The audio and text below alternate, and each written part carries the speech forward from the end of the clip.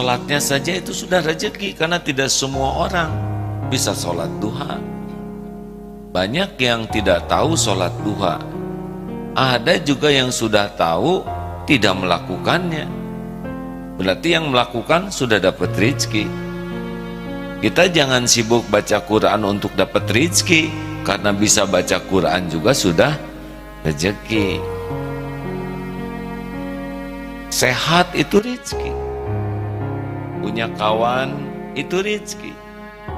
Bisa ngumpul di pesantren seperti ini rezeki yang besar. Punya kawan-kawan orang baik itu rezeki yang tidak ternilai itu. Karena seseorang itu sangat dipengaruhi oleh lingkungannya. Jadi kalau Allah memberikan kepada kita kawan-kawan yang baik, yang mendukung kita untuk berbuat baik dan membuat kita tercegah dari kemungkaran, itu rezeki itu. Bahkan orang yang menegur kita juga rezeki. Walaupun tegurannya tidak enak, karena bisa membuat kita tercegah dari perbuatan maksiat. Jangan banyak ngomong. Memang tidak enak caranya, tapi isinya benar. Itu pun rezeki. Bahkan sakit juga sebetulnya rezeki. Karena dalam sakit ada penggugur dosa. Dalam sakit ada pahala bighairi hisab kalau sabar. Dalam sakit ada keridhaan Allah kalau kita ridho terhadap takdir. Hilang dompet juga bisa jadi rezeki tuh, karena boleh jadi pencegahan dari penggunaan uang untuk maksiat. Bahkan batal menikah juga bisa rezeki. Batal nikah tuh bisa rezeki. Daripada nikah terus bonyok, daripada nikah terus dianiaya, daripada nikah terus jauh dari Allah. Nah, sekarang semuanya ngangguk. Nah, ngangguk itu rezeki, berarti ngerti, ya kan? Dan ototnya normal. Coba kalau teng.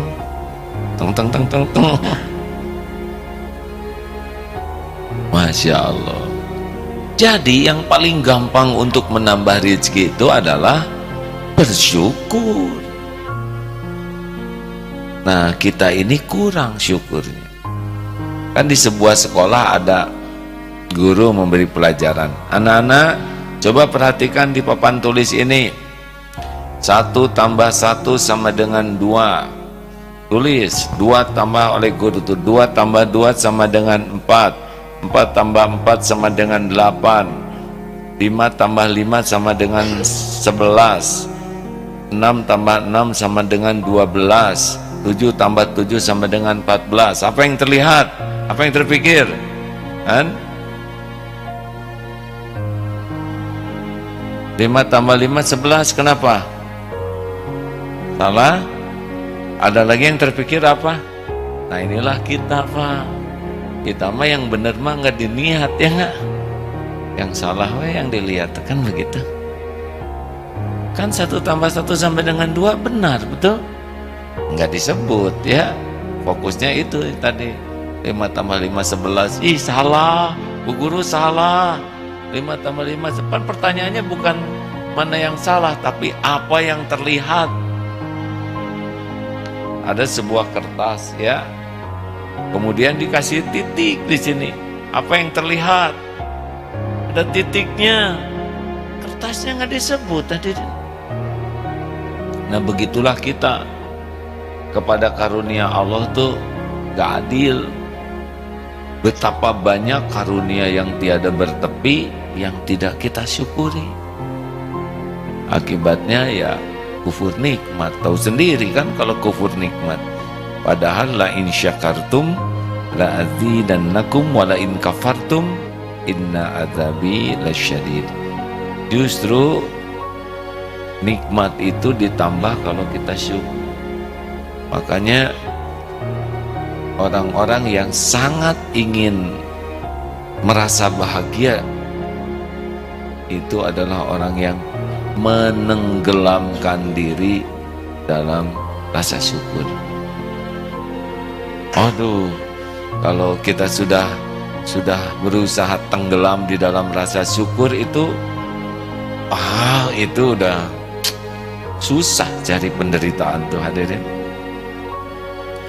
Bahkan dalam kesulitan terpahit sekalipun, kalau bisa melihat kesulitan itu bagian karunia dari Allah, syukur. Ya seperti tadi itu, batal menikah, ada yang stres, ada yang ngebentur-benturkan kepala ke tembok, ada yang sujud syukur. Ya Allah, Engkau yang maha tahu apa yang akan terjadi. Saya memang memohon kepadamu, minta yang terbaik menurut ilmumu. Sekarang takdirnya batal pernikahan ini. Masya Allah, Alhamdulillah, Alhamdulillah, Alhamdulillah. Kata ibunya, nak gimana nih pernikahan batal? Bukankah ibu minta yang terbaik untuk saya? Iya, nah sekarang hasilnya begini. Inilah yang terbaik. Dulu ada seorang anak SMA, ahli tahajud. Beliau anak dokter. Tidak tertinggal sholat berjamaah di masjid. Kelas 3 SMA. Juga senang sekali baca Quran. Saya bisa menyatakan begini karena melihat di masjid. Senang baca Quran, sholat berjamaah, kata ayahnya sih tiap malam qiyamul lailnya bagus. Kelas 3 SMA ini. Juga akhlaknya baik yang saya lihat. Nah, ujian SMA tidak lulus.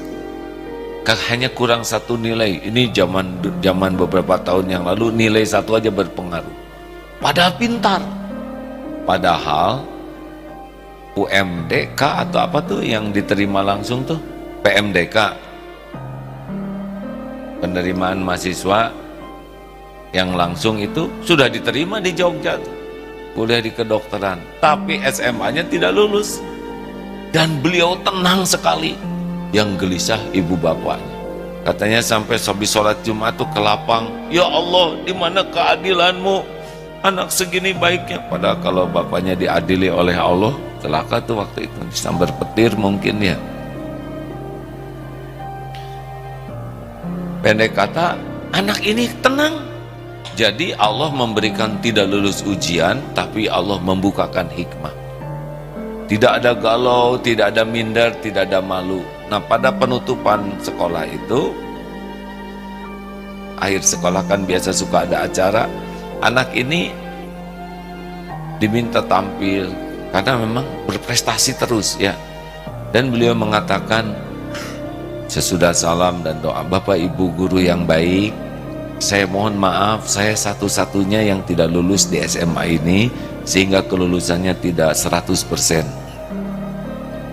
Saya berusaha untuk lulus, dan saya pun berdoa kepada Allah supaya diberikan yang terbaik. Dan saya percaya ini yang terbaik bagi saya. Saya tidak kecewa dengan takdir ini, karena pasti Allah selalu memberikan yang terbaik bagi hambanya. Saya bertobat kalau semua ini karena kelalaian saya. Dan saya mohon maaf kepada guru, kepala sekolah, dan kawan-kawan. Pada waktu itulah banyak orang yang berlinang air mata, guru-gurunya. Melihat keajegan anak ini. Kemantepannya, ketenangannya, dan itu berarti sangat banyak. Sebuah pelajaran berharga, orang yang bisa menghadapi takdir yang tidak sesuai harapan, tetapi dengan cara yang terbaik, dan itulah yang membuat dia melesat lebih tinggi nilainya di hadapan para guru dan kawan-kawan. Oh, ini memang anak matang. Dan sesudah itu ikut paket C dan kuliah saja biasa normal, karena memang sudah diterima. Nah, hadirin sekalian, kadang-kadang Allah membelokkan takdir ya dengan sesuatu yang berbeda, tapi di sana Allah memberikan tambahan-tambahan karunia. Makanya untuk situasi pahit sekalipun kita harus benar-benar bersyukur. Paham? Nah, begitulah hadirin. Adik-adik, ayolah banyak bersyukur. Mau sahur, tidak kebagian nasi, baik atau buruk? Kan? Baik, karena di sebelahnya ada lontong. Ya, alhamdulillah. Hadirin sekalian, marilah kita bersyukur dalam segala keadaan. Ala kulli hal. Di dalam penghinaan juga banyak karunia. Ini Darut Tauhid syariatnya bisa syariatnya ya. Bisa begini sesudah memasuki badai penghinaan, caci maki, dibully, dikucilkan, dipermalukan. Hasilnya begini. Dulu kan tidak begini pesantren kita. Tidak ada sekolah, tidak ada tahfiz Quran, perekonomiannya ala kadarnya, sistemnya juga sederhana. Tapi justru sesudah dibully, dicaci, kembali niatnya kepada Allah. Dulu bersandarnya kepada jamaah, bersandar kepada pujian, bersandar kepada penghargaan, bersandar ke perusahaan, bersandar kepada media, bersandar kepada relasi. Tapi sesudah diputus semua sandaran itu, hanya ke Allah sandarannya. Masya Allah. Makanya jangan berburuk sangka. Dalam kepahitan pun banyak nikmat besar yang boleh jadi tidak didapat dalam kelapangan. Coba dikejar anjing tuh nikmat atau tidak? Ini berat sekali pertanyaan. Pelik ini. Nyebut tidak ada nikmat takut salah, ya kan? Nyebut ada nikmat turun dari sini takut dikejar. Berapa banyak orang yang tahu bahwa dia bisa lari cepat sesudah dikejar anjing, bisa loncat benteng yang asalnya tidak pernah terloncati, jeleng pohon juga kita bisa naik. Harus berterima kasih tuh kepada anjing. Coba kalau dikejar anjing kita larinya cepat atau tidak? Tergantung anjingnya bagaimana ya. Kalau anjingnya rabun, ompong, dan kita tidak cepat, hadirin. Nah begitulah sahabat-sahabat yang baik. Jadi jangan hanya bersyukur terhadap sesuatu yang cocok, tapi juga harus bersyukur dengan sesuatu yang tidak cocok dengan keinginan. Jangan hanya bersyukur dengan sesuatu yang menyenangkan, tapi dalam sesuatu yang tidak menyenangkan saja harus bersyukur. Apa saudara pikir orang rugi mati syahid itu? Untung kan, syariatnya memang terbunuh. Tapi itu yang bisa membuat masuk surga tanpa hisab.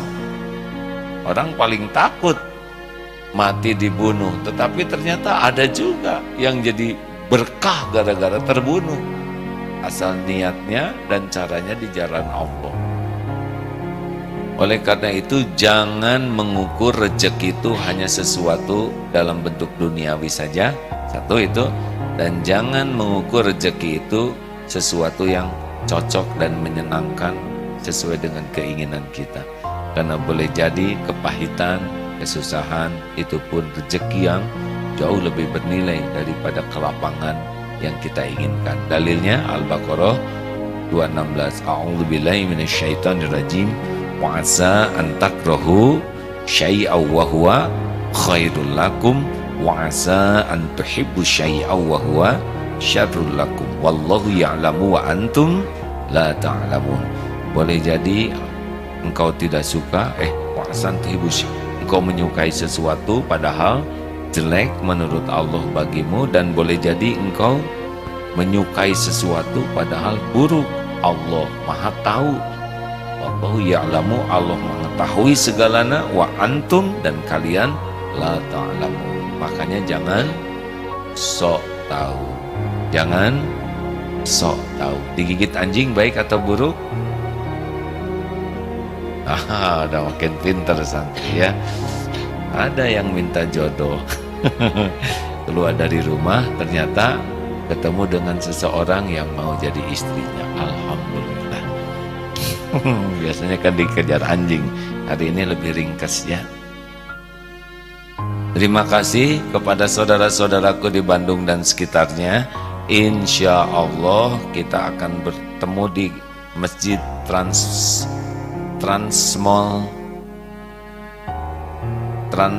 Studio. Yes, Transmall Studio. Ya, insya Allah kita jumpa di sana jam 9. Mudah-mudahan kita silaturahim. Asar dan Bada Isya ada di Darut Tauhid. Mudah-mudahan sudah tersambung dengan guru kita. Belum? Halo?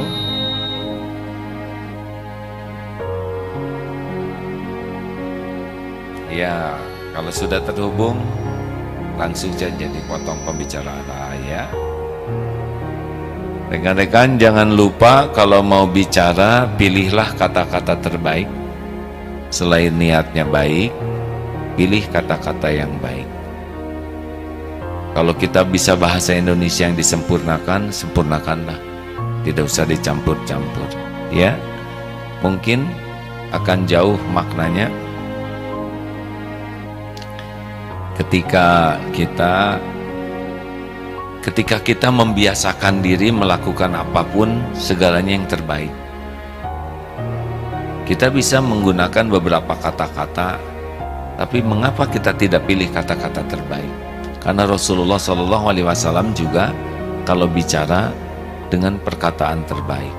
Kalau ada pilihan beberapa kata-kata, gua mah nggak mau ke sana, hei, kayak itu ya, hei, halo, ya pak,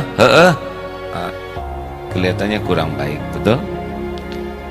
Antara enggak dan tidak, mana yang lebih baik disampaikan? Tidak. Kita pilih, kalau kita mampu memilih yang terbaik, mengapa tidak? Betul? Andai kata kita ingin melatih memiliki akhlak yang baik, maka biasakanlah memiliki perkataan yang baik dengan niat baik.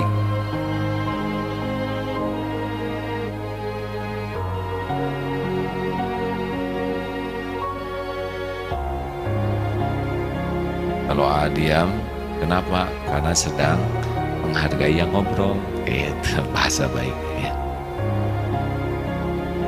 Jelas?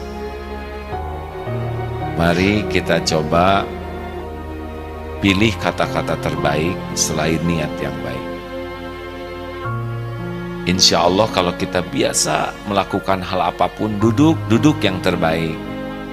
Kan ada duduk juga posisinya sesukanya, lendot, kaki naik sebelah. Kenapa? Tidak terbayang Rasulullah seperti itu, bukan? Kalau mau nunjuk bisa ini ke wajah, bisa pakai jempol, bisa pakai tangan terbuka. Kira-kira mana yang terbaik? Apalagi pakai kelingking gini ini. Kalau mengacungkan tangan, coba acungkan tangan. Ini tidak kelihatan siapa-siapa, betul? Apalagi begini. Kenapa tidak begitu? Kalau nyapu, sapulah yang terbaik sampai selesai.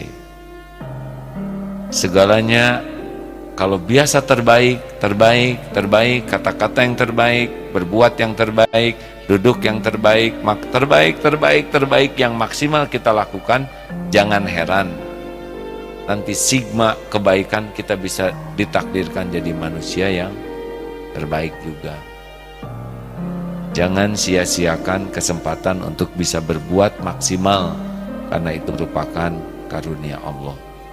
Syukuri potensi kita dengan memaksimalkan apapun yang terbaik. Sepakat? Bagaimana, sudah tersambung belum Pak Hamim? Ada masalahkah?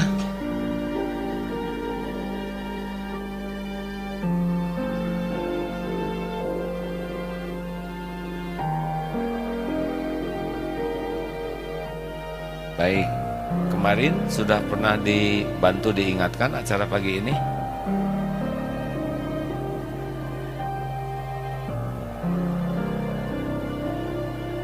Ada baiknya ya, terima kasih. Ada baiknya dibuat SOP berlapis ya. Kalau pagi ini akan telepon, walaupun sudah terjadwal, sehari sebelumnya dibantu mengingatkan kembali setidaknya untuk mengetahui informasi. Apakah beliau sehat, sakit, atau berhalangan. Jadi ada baiknya, walaupun sudah terjadwal setiap Kamis pagi, tapi ada baiknya. Seperti misalkan kemarin satu minggu sekali, jadwal seminggu dapat. Nanti pertengahan minggu, Senin sampai Rabu, diulangi lagi jadwal. Nanti sehari sebelum, seperti kemarin, jadwal hari ini masuk lagi. Jadi selalu terupdate informasi terbarunya. DKM bagaimana? Baik. Sambil kita tunggu tersambung dengan beliau. PDLT apa? Sudah di sini saja.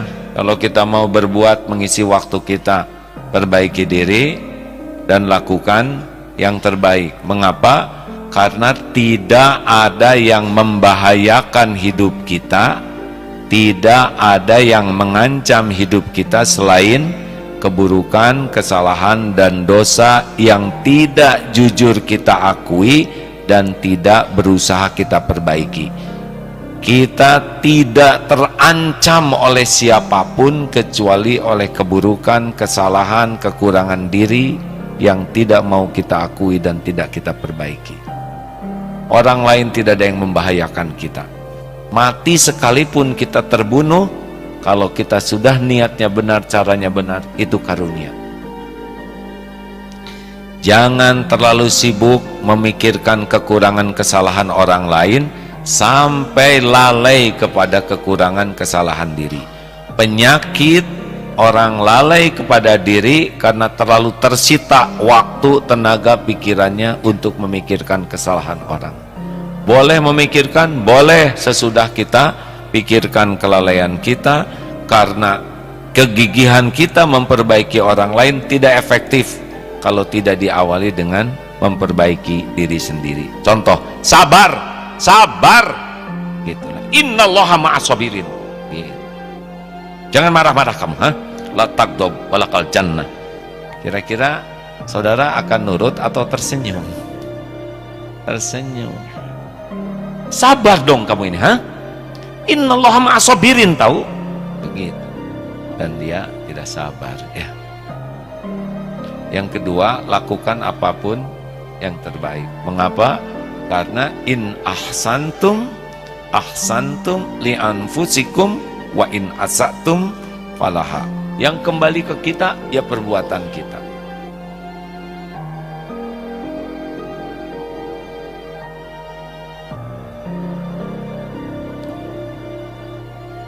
Untung masih kecil ini, ada di depan saya ini, nantu kecil ini, gak apa-apa nih, sok terusin Bobo ya.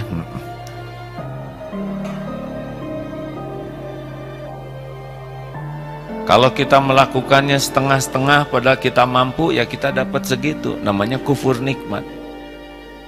Kalau kita bisa maksimal, maksimalkan saja.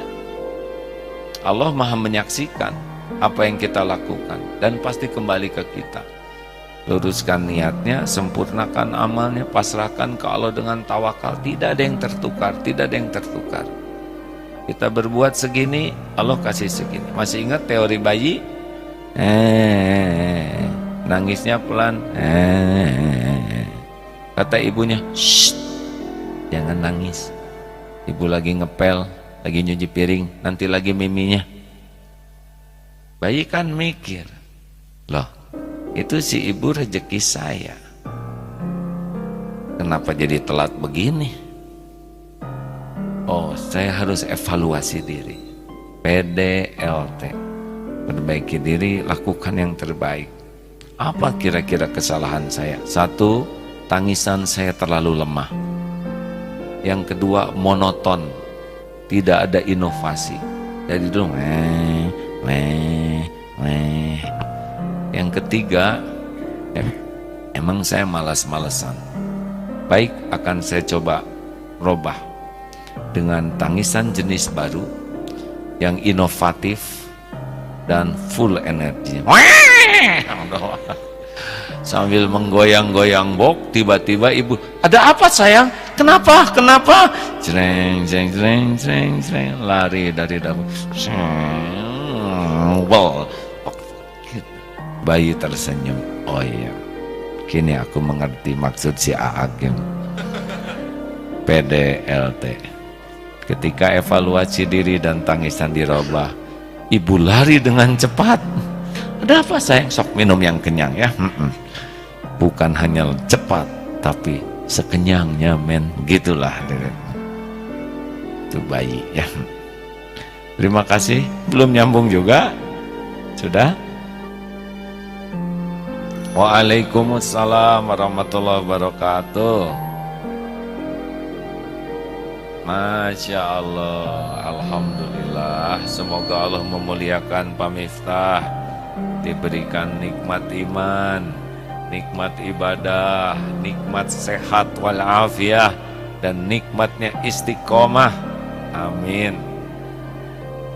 Sehat ya Pak? Alhamdulillah, suaranya semakin segar nih. Suara kakek-kakek.